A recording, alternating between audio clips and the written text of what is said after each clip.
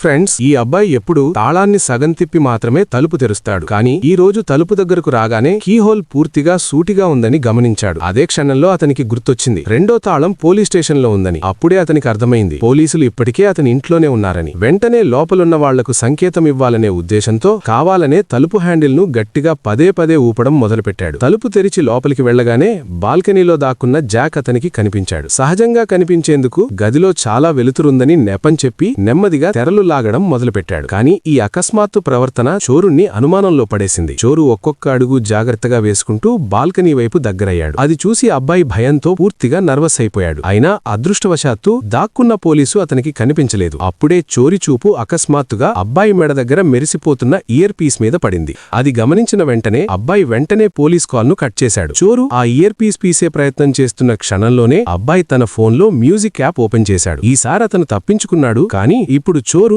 మరింత అప్రమత్తంగా మారిపోయాడు. అబ్బాయి కాల్ హిస్టరీ చెక్ చేయాలని నిర్ణయించాడు. అబ్బాయి ఫోన్ అన్లాక్ చేశాడు. కానీ అది వేరే సిస్టంలోకి వెళ్లడం చూసి చోరి అనుమానం కాస్త తగ్గింది. చోరు వెనక్కి తగ్గిన వెంటనే అబ్బాయి తన చేతిలో ఉన్న డబ్బాను ఒక్కసారిగా తిప్పి అందులో దాచిన బగ్ డివైస్ బయటకు తీశాడు. ఆపై కళ్లకు గంత కట్టుకున్నట్లు నటిస్తూ నిశ్శబ్దంగా లిజనింగ్ డివైస్ ను యాక్టివ్ చేశాడు. ఈ విధంగా చోరి ముక్కు కింద నుంచే పోలీసులతో మళ్లీ సంప్రదింపును ఏర్పరచుకున్నాడు. కానీ అప్పుడే పోలీసుల నుండి సమాచారం వచ్చింది. వాళ్లు ఇంకా బేస్కు చేరుకున్నప్పుడే మధ్యలో అనేక సెక్యూరిటీ చెక్ పాయింట్లు దాటాల్సి ఉందని. అది విన్న వెంటనే అబ్బాయి గుండె నోటికొచ్చింది. ఇప్పుడేం చేయాలో అతనికి అర్థం కాలేదు. అప్పుడే ఒక్కసారిగా గట్టిగా అలారం మోగుతుంది.